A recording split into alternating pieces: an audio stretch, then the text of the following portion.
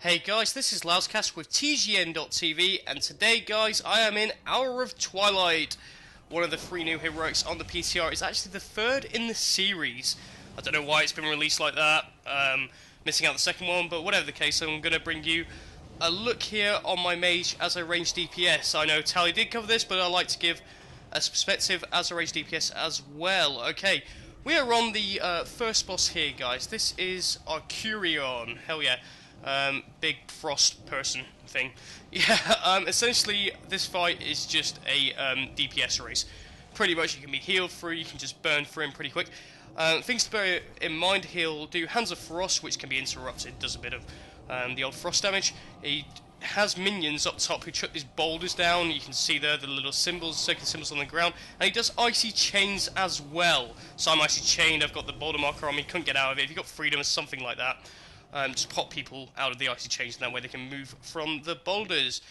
Now at 30% he's going to go mental. Here we go, he starts shooting these shards of ice out at everyone, and that is called Torrent of Frost, and he does that at 30%, and you just either got to burn through it or use something like an ice block so that you just don't die. It is just a case of the healer just needs to heal through that, get one to stack up. Really easy fight. And here we go on to the second boss, which is Asira Dawnslayer. Now, this fight is just dependent on tank positioning, really. All you got to do is just move her out of the smoke bomb, which our tank failed to do on a number of occasions. Otherwise, your spells like that aren't going to go off.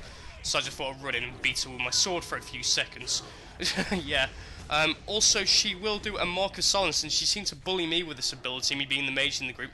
Really important to bear in mind if you are a caster DPS here. She's essentially going to interrupt and silence the first spell you cast, and that ability seemed a bit overpowered to me because she seems to always cast it on me, and every few seconds, well, the tank wouldn't move out of the smoke bomb, and my DPS, as you can see, is really suffering in this fight due to that. What I also didn't notice, because you do have Thrall helping you out for this instance, Thrall is going to put down a Rising Fire Totem, as you can see from that circular thing there.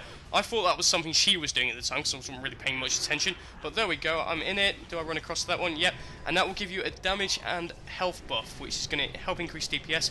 So like I said, it's just a case of, you need a pretty good tank for this fight who knows what he's doing. Just move her out the smoke bomb, and as DPS you've got to stay in those fiery circles of that totem. I wish on my shaman I had a totem like that, that'd be awesome. Why don't I have that for all? Yeah.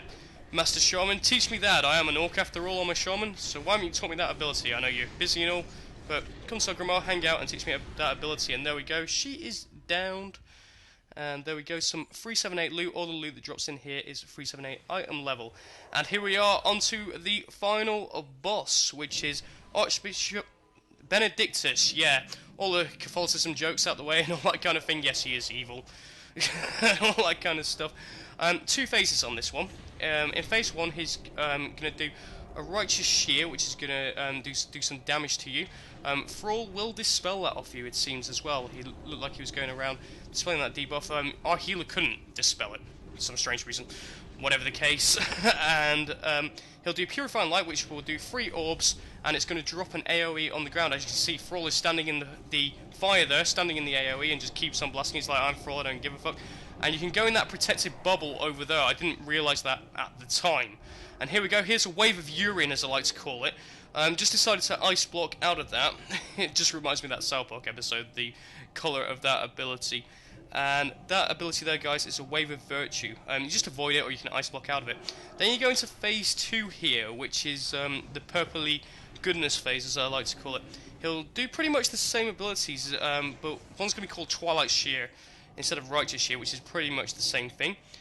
He'll also do Corrupting Twilight, which again is 3 orbs, and it does those little purple void zones on the ground, just avoid them. And he'll do the Wave of Twilight, which I think we are going to see as well. Seems to be quite a difficult one to heal this one. Now, on my last video, guys, a few of you were saying, oh my god, LoudsCast, you don't know how to play a mage. Guys, remember, I am on the PTR, I'm testing content out here. I want to save cooldowns and shit for when shit hits the fan, like it has done here. 1 DPS down, I think we lose another one as well during this fight. I'm not entirely sure what's going on here. Yep, tank is dead, so just like burn the fuck out of him now.